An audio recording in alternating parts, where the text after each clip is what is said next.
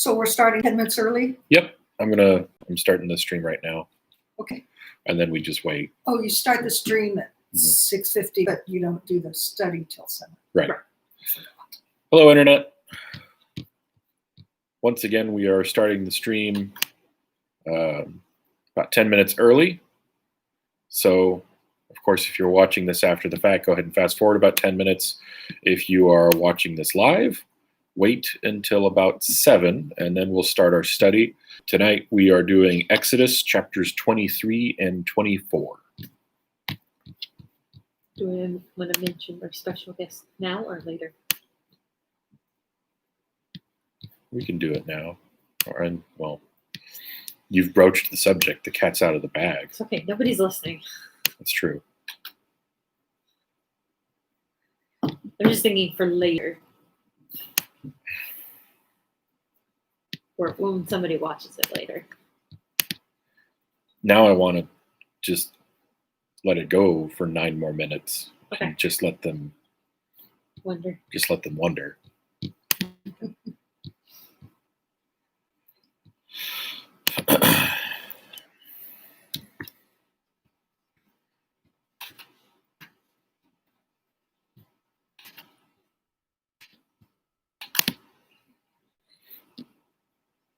Pull up an interlinear page. I spent the last 2 days working in the garden. And the ground is so hard, I had to use a pick. Uh-huh. I mean, digging a little tiny hole so that I could transplant some of the ground cover that I dug up to make room for the little tree. Yeah. And I'm having to use a pick to make this teeny tiny little hole. So I ended up sitting on the ground doing this with the pick. Yep. Because it was too tiring standing up and doing it, and then getting up and down on my knees, and Yeah, from how many ever Sundays ago when I was painting the back and like the leaning this way and that way, like my butt and backs were just like, oh, I'm so done. And I think I was suffering for like at least a week. Mm-hmm. I'm not suffering, I have to admit. But it does look a lot nicer. Mm-hmm. And my little hydrangea that was nearly dead, it has 2 little twigs with leaves on it, and they're perking up. So I'm hopeful it might survive. Somebody else is watching.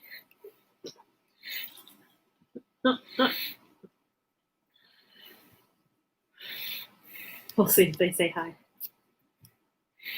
Or if I just scared them away. Find out. No one knows. Because I have a thing that'll say how many people are watching, but it won't tell you who's watching. Yeah, I always see that too. Yeah. Sometimes I'll see the numbers go up, and then it'll be like, boop! And I'll be like, did I just scare them away? Yeah. Because there was one time I saw somebody, and then I was just like, hello! And then it was like, boop!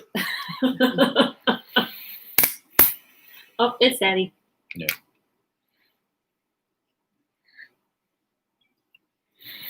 Hello. Hello, hello, hello.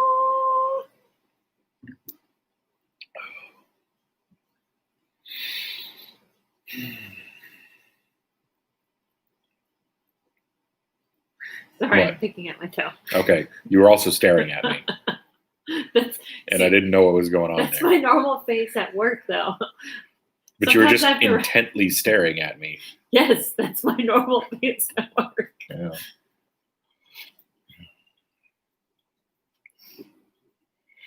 Sometimes I feel like, oh wait, my mouth's open. I should probably close it because it probably looks weird to the student. Mm. Hmm. I was telling Mike earlier that I had 3 kids today, and none of them had videos where I could see them. So they most likely could see me. Because they can also turn off the video to not see anybody, but I couldn't see them.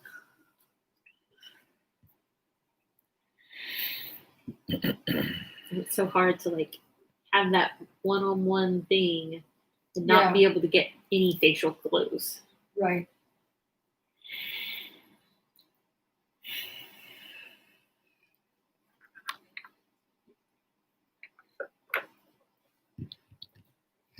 Yeah, I was reading an article this morning at Dr. Mercola's website, talking about the dire side effects of the COVID vaccines that are being tested. I'm thinking, maybe I won't get a vaccine.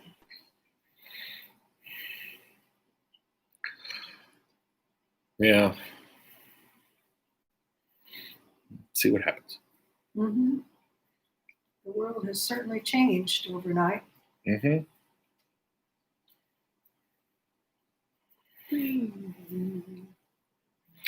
But it happens. Mhm.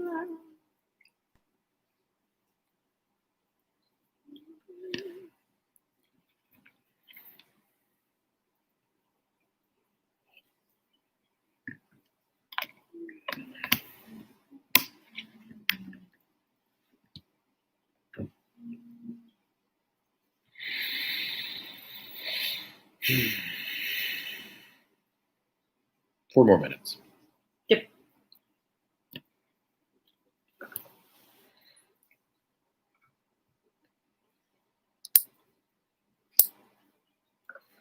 Yep.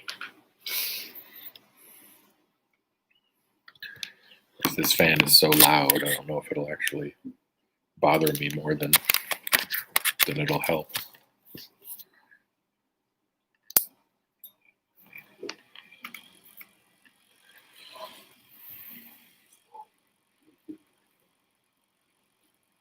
It's very loud. Such a tiny It's thing. not real loud over here. It just feels loud to me, I guess. It feels loud Mm-hmm. as opposed to it sounds loud. Mm-hmm. Because I don't think the sound has anything to do with reality. I think it has everything to do with how it makes me feel.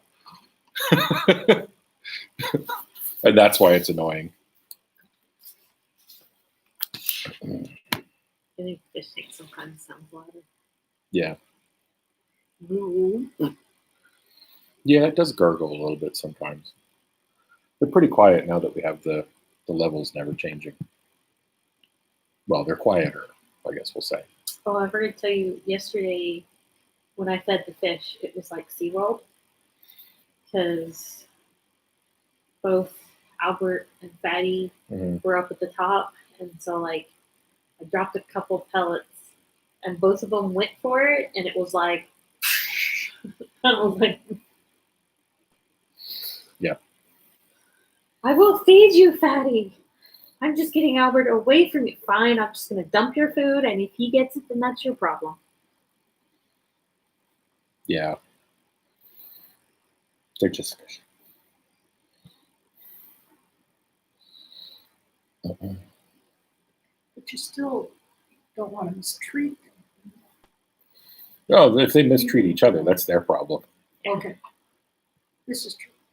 They're not like dogs where you can train them to not steal each other's food. But with Albert, I feed him a little bit larger pellets. And then with Fatty, I've been feeding him the sinking ones because he hadn't, until like the last month, he wouldn't go up to the top for food.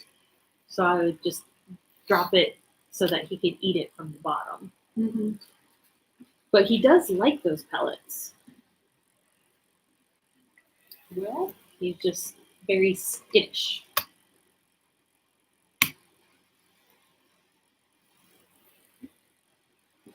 But Pinky, she doesn't mind being up there, and I'll try and feed her a pellet. Yeah.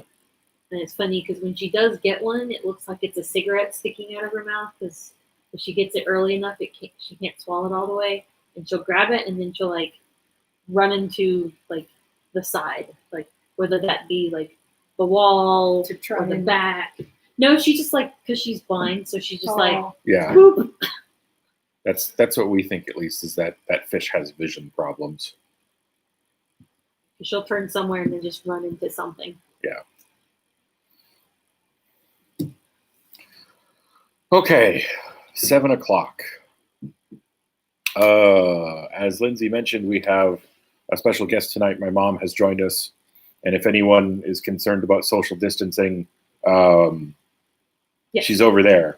See, I'm not poking her at all right now because I can't. She's too far away.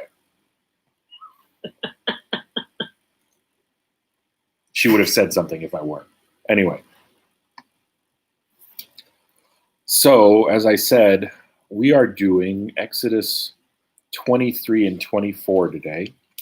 And these kind of are passages that continue the sort of discussion that started last time in 21 and 22 with kind of case law ideas.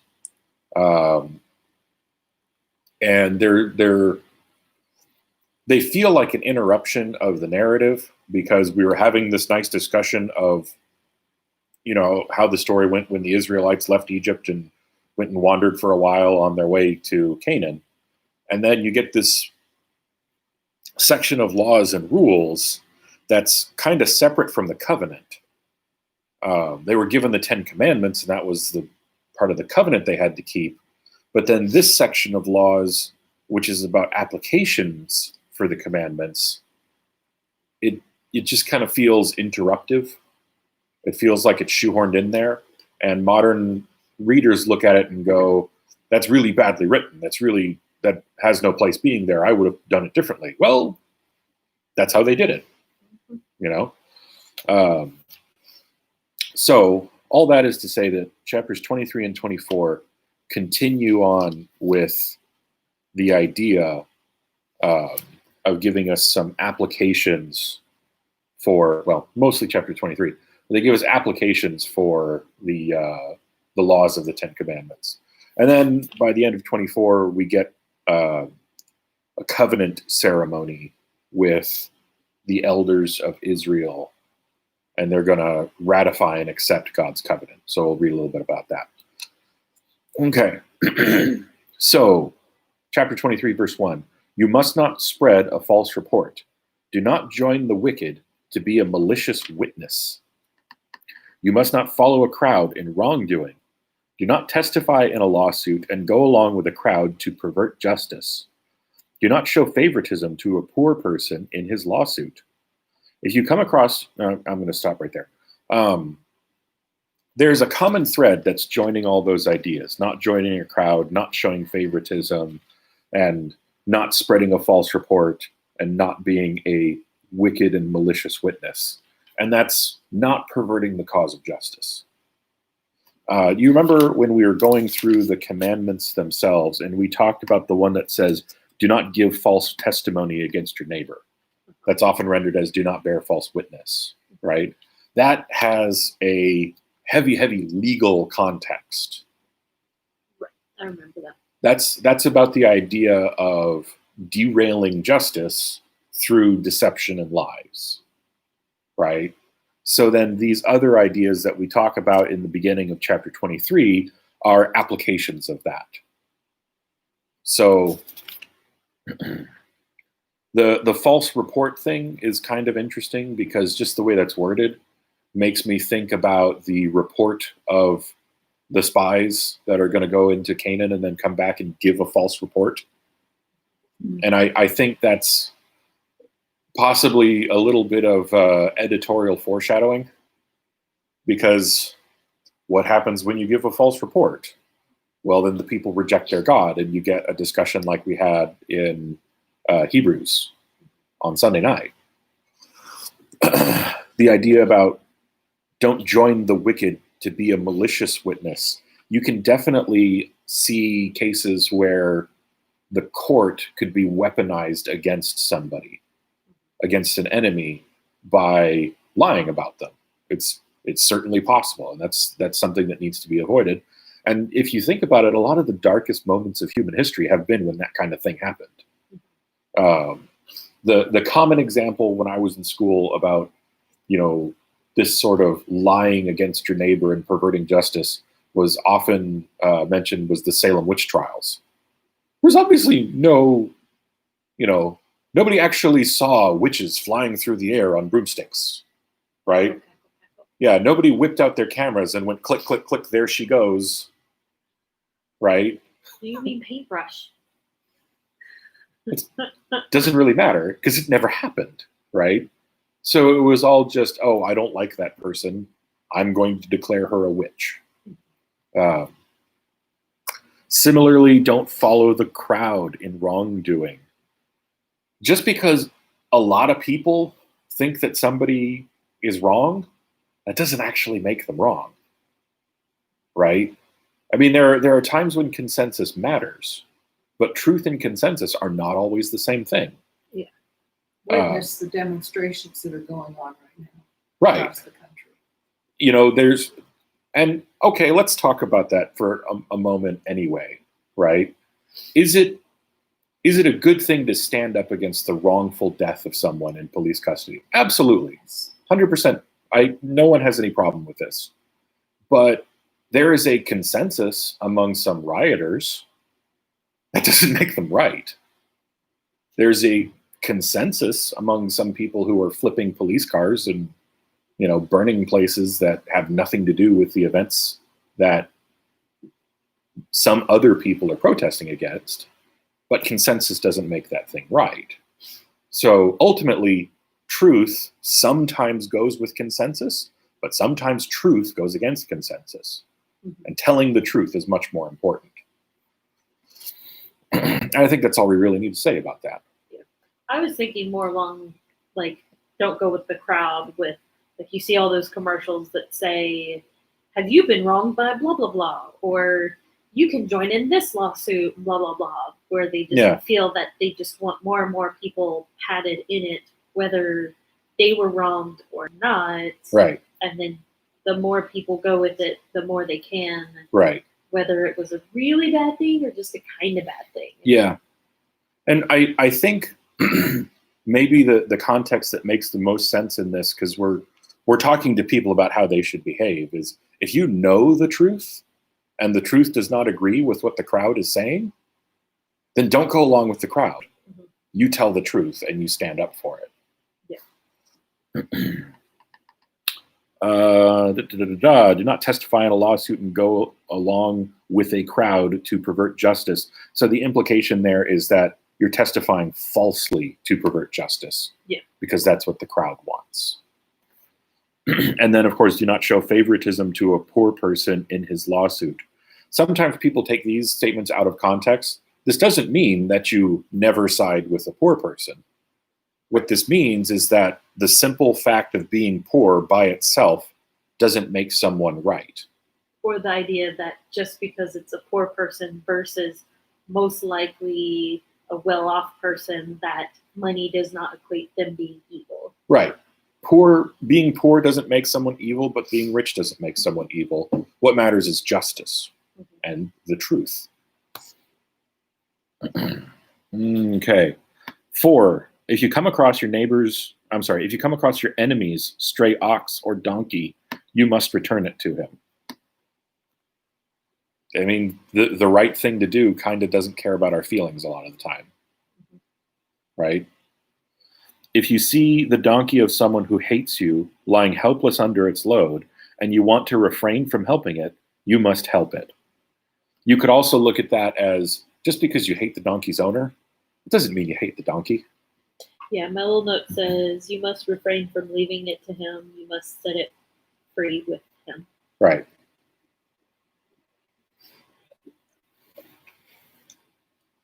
Donkey didn't do nothing wrong. The donkey didn't do anything wrong. You must not deny justice to a poor person in your lawsuit. And hey, didn't we just read something about denying justice through favoritism to a poor person? Like verse 3 and verse 6 have to be understood in the same context. Mm-hmm. It's just as wrong to deny justice to a rich person as it is to deny justice to a poor person. Stray far away from a false accusation. Do not kill the innocent and the just, because I will not justify the guilty. There was, I cannot remember the name of the incident, but there was an incident in the Middle Ages with a particular I want to say it was like a church inquisitor. But upon coming to a city or a village where some of the people had been convicted of heresy, his answer was, kill them all, God will recognize his own. Mhm. Right? Like, that's obviously, clearly a miscarriage of justice. Mhm. But that's the kind of idea that this reminds me of. 8. You must not take a bribe, for a bribe blinds the clear-sighted and corrupts the words of the righteous. You must not oppress a foreign resident. You yourselves know how it feels to be a foreigner, because you were foreigners in the land of Egypt. And that's something that also needs to be taken in context with some other passages. For example, there's passages that prevent and specifically outlaw charging high interest to other Israelites, right? There isn't specifically a passage that says you can't charge high interest to a foreigner, but you're not supposed to oppress the foreign resident. Yeah. Right? And then that whole idea is separate from the idea of if somebody was like a traveling merchant, well, actually the law perfectly allowed you to charge interest in that case because you might never see that person again. Yeah. And the interest is protecting you and your investment. Anyway, I guess the point of all that is context. Mhm. One isolated verse should not make a doctrine. There is context. There are lots of ways that these verses get applied. And Yeah. McCarthy during the 50s. Yeah. I don't get it. So obviously I didn't live through this, right? But the 1950s in America were a time when everyone was terrified of communists. Mhm. And it became very popular to accuse people of communist tendencies and communist leanings. And there was a committee on un-American activities that was formed to root out communists. And it quickly turned into stuff that violated constitutional rights, all on the basis of, well, we don't like that person. Not necessarily that they had actually done anything to harm the country, but we don't like them or their politics. Okay. I just wasn't sure if I had missed it from a while ago. What he had said. Okay, verse 10. Sow your land for 6 years and gather its produce. But during the 7th year you are to let it rest and leave it uncultivated, so that the poor among your people may eat from it, and the wild animals may consume what they leave. Do the same with your vineyard and your olive grove. So,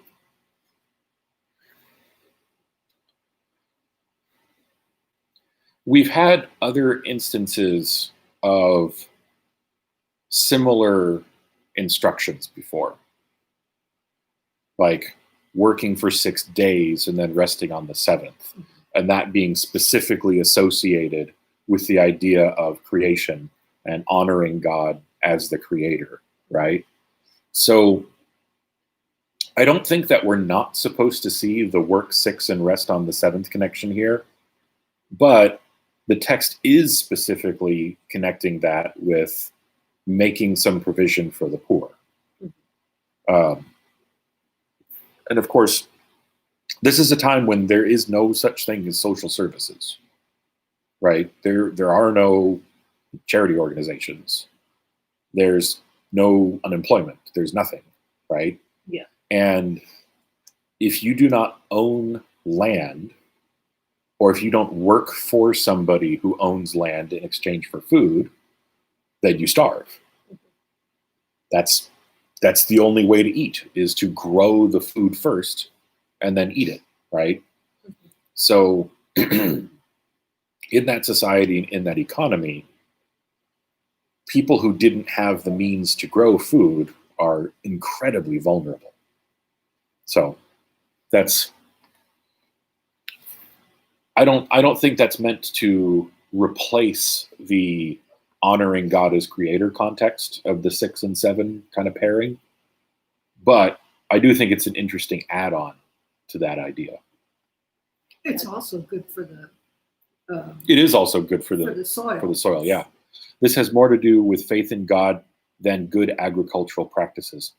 So in other passages, we get kind of like a second part to that instruction. Yeah. And I can't think of any specific passages right now, but I know we'll come to them at some point.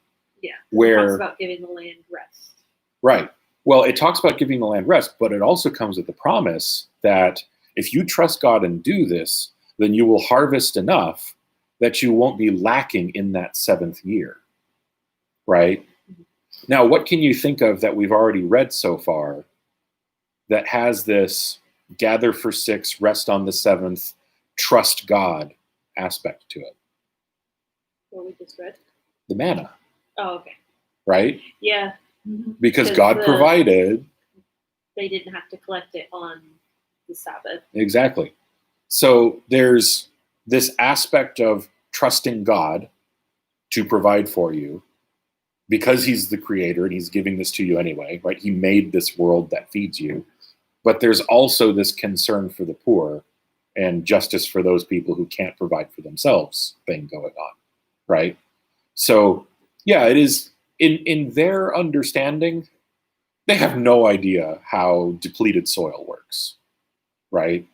They don't know the science of that one bit. They know that it works. But ultimately, yeah, Jim's right. This is more about trusting God. But I do like how in this passage you get the additional context of taking care of people that can't take care of themselves. Okay. Do your work for 6 days and rest on the 7th, so that your ox and your donkey may rest, and the son of your female slave as well as the foreign resident may be refreshed. Same idea, right? Only now we're applying it to people rather than to creation. Pay strict attention to everything I have said to you. You must not invoke the names of other gods. They must not be heard on your lips. That prohibition of having anything to do with other gods, we're going to get that 3 times, unless I've miscounted. We're going to get that at least 3 times in this chapter. So that means it's serious. Yes. It's a big deal. You know, just tiny little thing. Right. 14. Celebrate a festival in my honor 3 times a year. Observe the festival of unleavened bread, as I commanded you. You are to eat unleavened bread for 7 days at the appointed time in the month of Abib, because you came out of Egypt in that month. So that makes sense, right? That's commemorating the Exodus. I have a tangent that I want to go off on. We'll get there. Also, observe the festival of harvest with the first fruits of your produce from what you sow in the field, and observe the festival of ingathering at the end of the year, when you gather your produce from the field. 3 times a year, all your males are to appear before the Lord God. I have another line in 15. Mm-hmm. The very end, mine says, and none shall appear before me empty-handed. You know what? That's in mine too. You skipped Yeah, inadvertently. yeah, I inadvertently skipped it. That takes up an entire line in my column, and I just went to the next line because the next line starts a sentence too. Okay. Do you want to go ahead and do the tangent or read?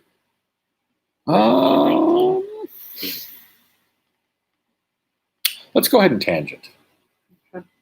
So, who do we know from later books that specifically mentioned as offering sacrifices 3 times a year at the appointed festival times, as described here? You and I know this because we read about it a couple of days ago. Name starts with an I was S. going to say Solomon, Solomon. but I thought you said later, so I was trying to think New Testament. Well, later scripture. I mean, Solomon is later than Moses, right? Okay. Um, I I was headed towards the New Testament. So Yeah. that's what I was like. But Solomon is written about as this guy who establishes the temple in Israel, right? He builds it and, performs the dedication ceremonies and all that kind of stuff. It's almost like he's re-ratifying the covenant a little bit. And it specifically talks about these festivals that Solomon shows up at the correct times and offers sacrifice for them, Yes. right? And who else was told, do not worship other gods? Because if you do, I will take the kingdom away from you. Everyone. Specifically, But also David. David did it. Solomon did not. We actually just read that last night. Yes. Solomon was told, if you worship other gods, I will take the kingdom away from your offspring. And then he did what he was told not to do. Right? Mhm. So you can see how, okay, while we're on this tangent, those folks who go with the Mosaic authorship model for this book look at this and they say, that's heavy duty foreshadowing. Talking about first the split of the kingdom under the descendants of Solomon, right? Because Solomon's son was the one who was in charge when the kingdom split. But also talking about the exile where the Israelites were thrown out of Canaan for doing exactly what they were told not to do. Do not worship other gods. Those folks who take the position that these books had some editing and additions that happened later would see these passages and say, wow, after the Exodus, those people were really serious about not repeating this mistake. So they took this material and this idea and they put it in Exodus so that when people studied it, they would go, oh, that's why that exile happened. That's what we got wrong. We shouldn't do that anymore, right? So depending on, which way you lean with these books, you could kind of take that either direction. There's theological benefit to it either way. All right, tangent over for now. 18. You must not offer the blood of my sacrifices with anything leavened. The fat of my festival offering must not remain until morning. And this I see as like another one of those ideas of the separation between what's holy and what's mundane. Mhm. There's nothing that prevented the Israelites from eating leavened bread. Right. But it was not suitable for sacrifice. And then not leaving things left over till morning. Right. Would that be like sort of foreshadowing? Or is that just a step too far? I think that might be a step too far. What happens the next day in the land of no refrigeration? Stuff goes bad. But there's some things that they were allowed to keep till morning. So the manna they were allowed to keep till the next day, right? No? Well, 1 day a week they were. Yeah. 6 days a week they couldn't keep any manna till the next day. The seventh day they would have enough on the next day. But I was thinking like some of the sacrifices were fine for the next day, but couldn't for 2 days. I don't think so. I thought I had read somewhere that there was like this one particular sacrifice you could, but you couldn't save it for 2 days. Well, we'll come to Leviticus eventually and we'll read about that. Okay. But Too soon. what happens when you leave things overnight in the land of no refrigeration? In the desert. Depends on what it is, but yeah. It goes bad, right? So how can you have something that's associated with worship of God, but if you leave it till tomorrow morning, it Turns becomes rancid. a thing that's rancid and stinking and repugnant? That's not suitable, right? So the parts of the sacrifice that they were allowed to consume, they were to consume. The parts of the sacrifice they didn't consume, that was to be burned. Okay, and then the last one, not quite the last one. Bring the best of the first fruits of your land to the house of the Lord your God. Yeah, as a rule, like you don't worship God with what's cheap. And then, you must not boil a young goat in its mother's milk. That passage, that little sentence, has caused no end of weird interpretations. I will go on record as saying that I don't think God is looking into the future and saying, "Thou shalt not have cheeseburgers." I don't see that. I don't. Yeah. Did you see his comment? No, when he I said didn't. That? I didn't. But I'm glad he's thinking along those lines. My dad said no cheeseburgers. Yeah. I just had a cheeseburger for But- dinner. Oh, that's funny. So the best explanations that I've heard of this is that, even the life of a sacrificial animal is precious, and preserving life is important, and it just kind of violates the sanctity of life to do that to both the goat and its mother at the same time.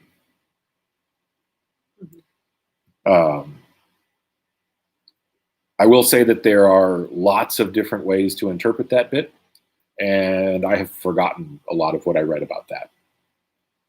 But the one thing I'm pretty sure of is that this is not a prohibition against putting cheese on top of tasty foods, because that just doesn't make any sense. All right, 20. Now, this is where things kind of go off the rails a little bit. And we might As if start it didn't just do that. as if it didn't just do that. Well, yeah. So theologically speaking, hold my beer. Oh, Okay. my community. 20.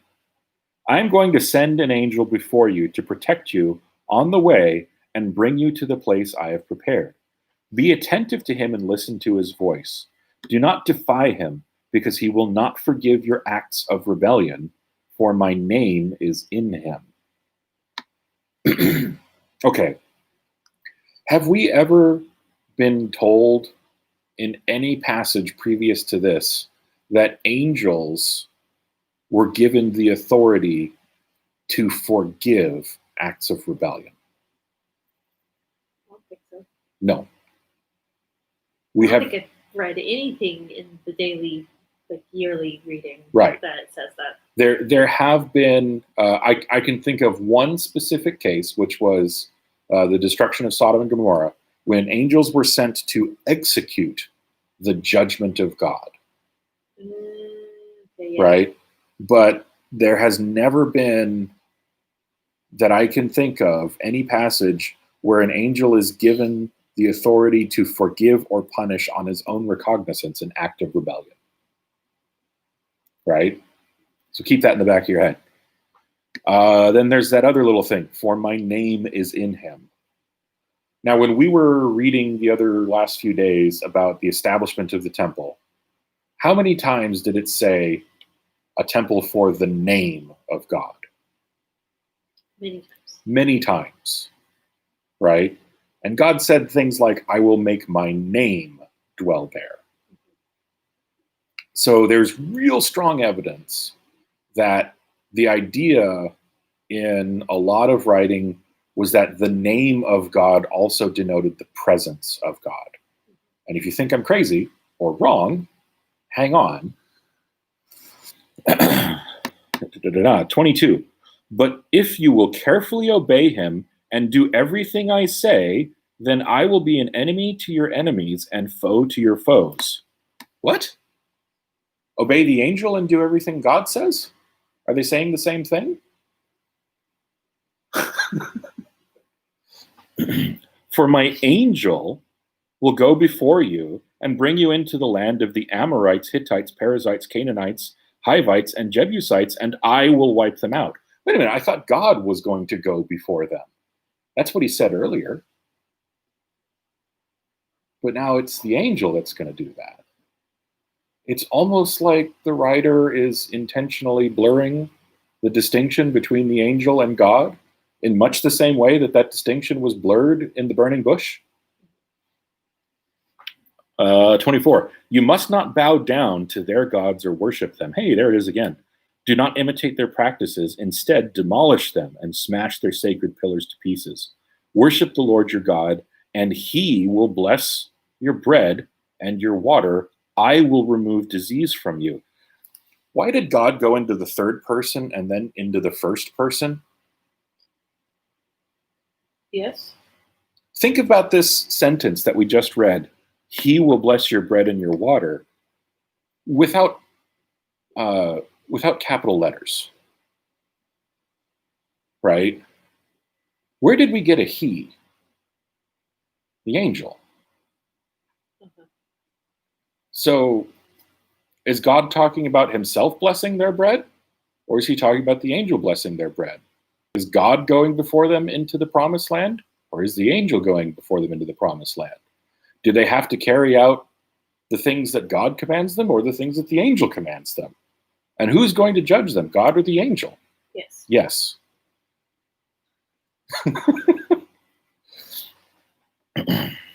All right. And just in case you still think I'm nuts, we're going to compare this to Exodus 13:21.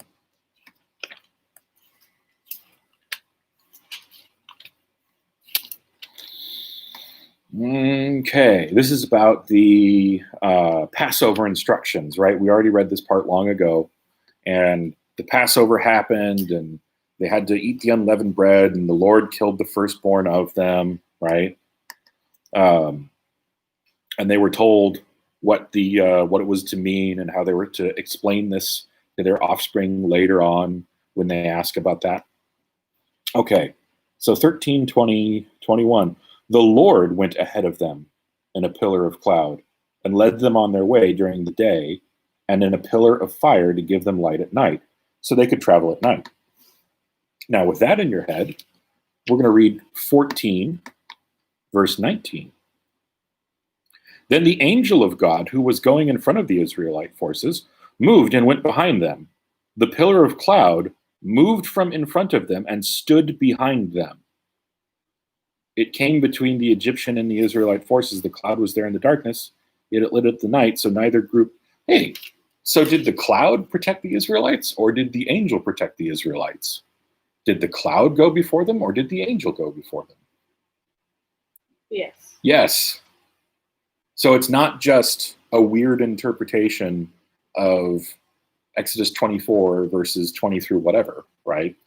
It's a recurring thing that happens a lot, where the angel of the Lord, not just some angel of the Lord, gets intentionally blurred in the not in the dialogue, in the narrative, right?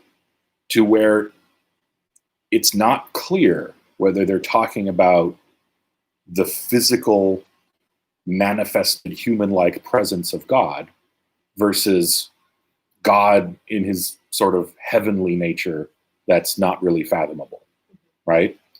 And just in case, hold on, we're going to actually see that again in 24, though not quite as clearly. Okay, or maybe more clearly, depending on how you take it. Yeah. I don't remember what verse we're on. 25? 25. Worship the Lord your God. Actually, we covered verse 25, but we'll do it again anyway. Worship the Lord your God, and he will bless your bread and your water. I will remove illness from you. No woman will miscarry or be childless in your land. I will give you the full number in your days. I will cause the people ahead of you to feel terror and throw into confusion all the nations you come to. I will make all your enemies turn their backs to you in retreat. I will send the hornet in front of you, and it will drive the Hivites, Canaanites, Hittites away from you. I will not drive them out ahead of you in a single year, otherwise the land would become desolate, and wild animals would multiply against you. I will drive them out little by little, and ahead of you, until you have become numerous and take possession of the land. I will set your borders from the Red Sea to the Mediterranean Sea, and from the wilderness to the Euphrates River. For I will place the inhabitants of the land under your control, and you will drive them out ahead of you. You must not make a covenant with them or their gods. Hey, there's number 3. They must not remain in your land, or else they will make you sin against me If you worship their gods, it will be a snare for you. And what happened to Solomon again? That's right. Yeah. Exactly that, right? Okay. So, setting aside all that stuff for a moment, that's kind of the end of the sort of case law section. Yeah. Verse 24. Chapter 24. Chapter 24. There's a big 24, and I'm used to saying the word verse. Okay. Chapter 24. Then he said to Moses, "Go up to the Lord, you and Aaron, Nadab and Abihu, and 70 of Israel's elders, and bow in worship at a distance. Moses alone is to approach the Lord, but the elders are not to approach, and the people are not to go up with him." We could go off on a crazy tangent about 70, because Okay. it's an interesting subject. It's an interesting subject. How many nations were there in the Table of Nations? Yes. How many palm trees were there at the place that they camped in the desert, where there were 12 springs and 70? Yeah. Well, and there were 10 tribes. And There were 12. 7 Oh, There were 12 tribes. So, I stand corrected. well, No, interestingly, non sequitur. yeah, we're going to tangent here. Oh, There So were 10 tribes in the non-Solomon section. that's later. So in the traditional understanding that has the nations of the earth in the Table of Nations divided up according to the number of the sons of God, they took that number of nations in the Table of Nations as 70 or 72, depending on whether you're looking at the Masoretic or the Septuagint text. And they looked at that and said, aha, it says in Deuteronomy 32 that the world was divided up according to the number of the sons of God. Okay, how many of them were there? That must mean that God delegated his council of 70 angels to oversee the world. So then you have at the camp in the wilderness where there were 12 springs and 12 springs and 70 palm trees, you get that same idea coming up again. God's earthly family, 12 tribes, and his heavenly family or his heavenly council, 70, right? And then in this chapter, we're getting 70 elders. Where's the 12? Wait a minute. 3. Moses came and told the people all the commands of the Lord and all the ordinances. Then all the people responded in a single voice, "We will do everything that the Lord has commanded." And Moses wrote down all the words of the people. He rose early the next morning and set up an altar and 12 pillars for the 12 tribes at the base of the mountain. Hey, there's that 70 and 12 thing juxtaposed again. I wonder what that means. We'll talk about that someday. Then he sent out young Israelite men, and they offered burnt offerings and sacrificed bulls as fellowship offerings to the Lord.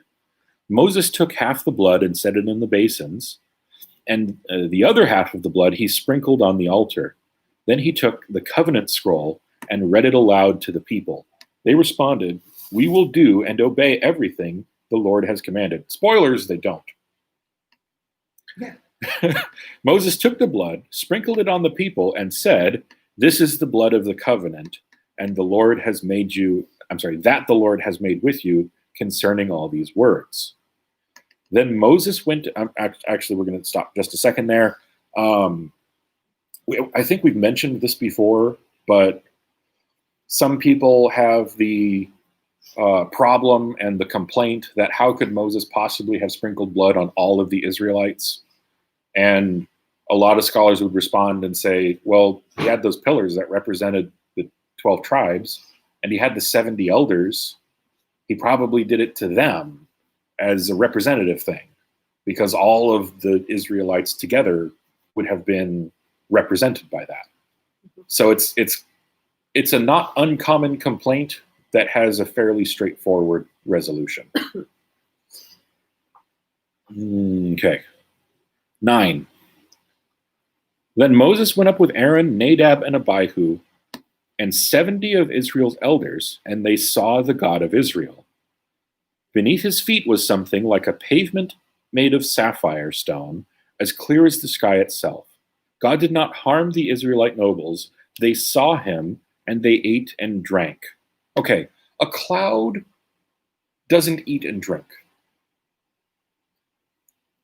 It doesn't. A cloud doesn't have feet. My happy feelings, so happy clouds. And notice that these people go up and they see this manifestation of God, and they're not harmed, right? But about 9 chapters from now, when Moses goes, I want to see your glory, God goes, you can't. Not fully, right? It's almost like there is a human-like manifestation of God's presence, almost like an angel. But in 11, it doesn't say God ate and drank. It said they saw God and they ate and drank. Mm-hmm. But that doesn't mean that God didn't eat with them. Right. Because But it doesn't It- clarify that he did either. I think it leaves it purposely ambiguous so that they can't say, like, no one can come and say later, oh, no. Only these other people ate and drank, right? Yes. Because, It's ambiguous. well, people have tried to do that in centuries past with the story of God meeting Abram, right? Because he meets them, and that's the story where, you know, he tells them, hey, you're going to have a son in a year from now, and they kind of negotiate a little bit about the whole Sodom and Gomorrah thing, and is God really going to destroy it? So later writers came along and said, no, it just looked like they shared a meal. They pull that out of nowhere. That's just kind of invented. Yeah. Because they don't want God to have physically manifested in a body. Because that sounds a little too Christian, right? Like maybe Jesus. And I don't think we would call this manifestation Jesus. Mm-hmm. I mean, it's definitely, I mean, he's described as having something like a pavement made of sapphire, clear as the sky itself. I mean, that's never how Jesus is described, except as his glorified form in, you know, later passages, right? All I'm saying is, it does appear that there's a manifestation of God as a human, at least in appearance, Right. that people can interact with.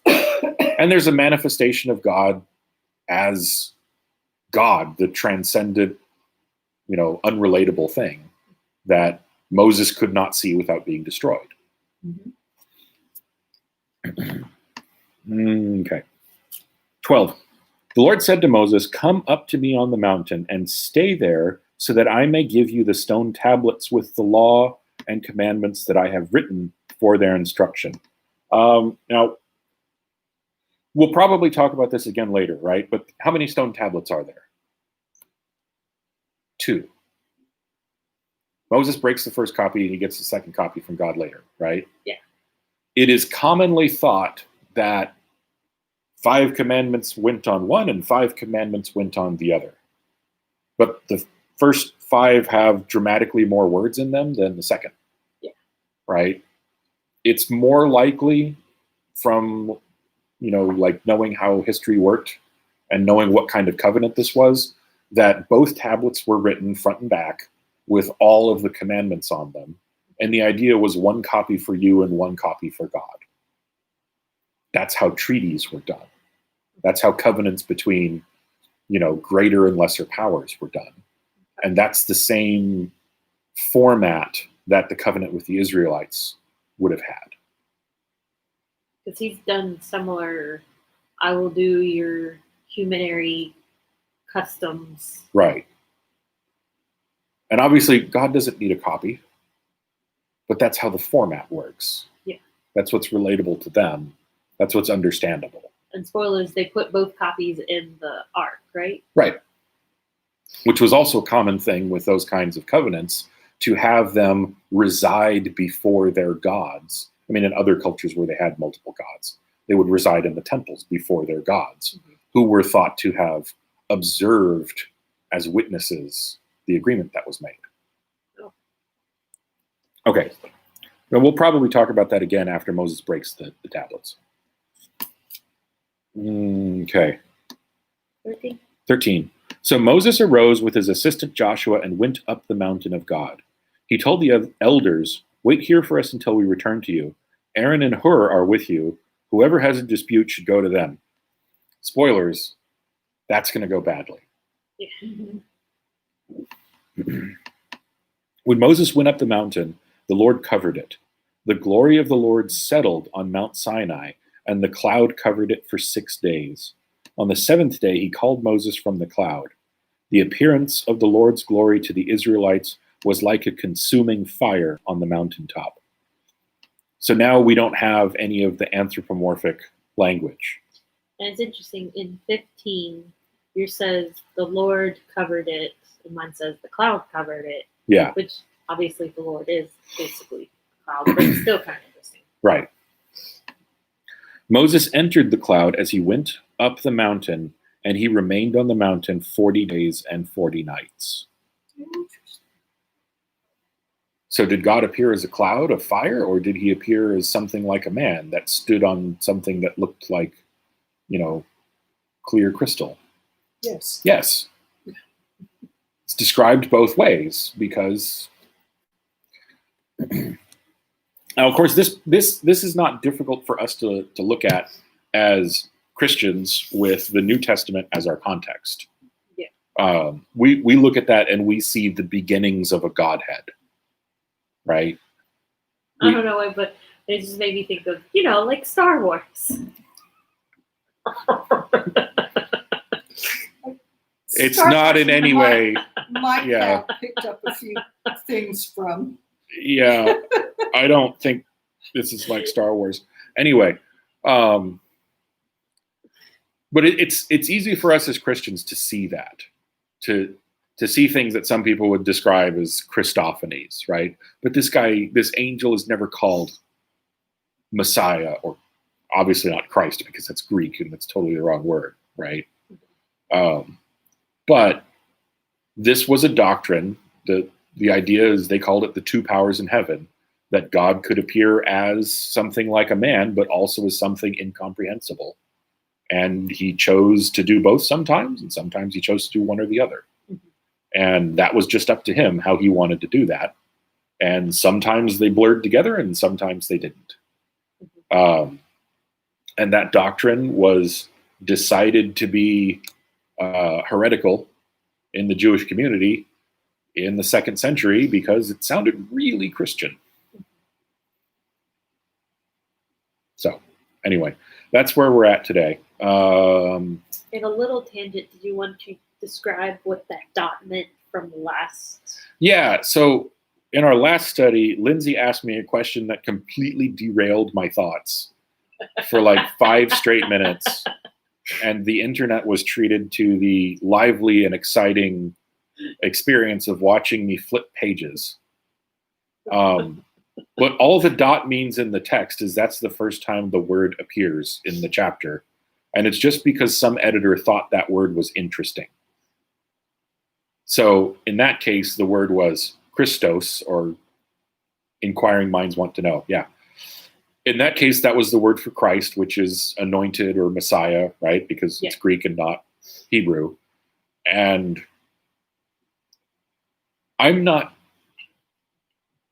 maybe I'm jaded, but if you've made it to Hebrews and you haven't encountered and understood the word Christ yet,